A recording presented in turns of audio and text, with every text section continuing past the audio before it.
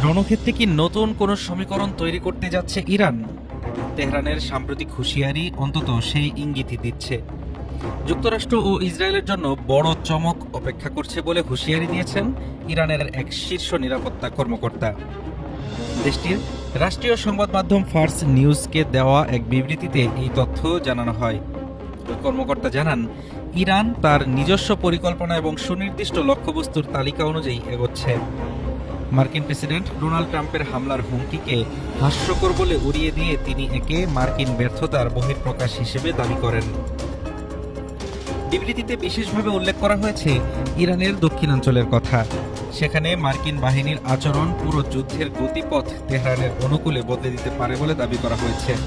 মধ্যপ্রাচ্যে চলমান উত্তেজনার মাঝে ইরানের এই সারপ্রাইজ বা চমকের ঘোষণা নতুন করে উদ্বেগের জন্ম দিয়েছে।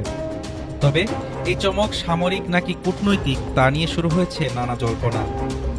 এখন দেখার বিষয়, তেহরানের এই হুঁশিয়ারি কি কেবলই মনস্তাত্ত্বিক যুদ্ধ নাকি সত্যি বড় কোনো সংঘাতের হাতছানি?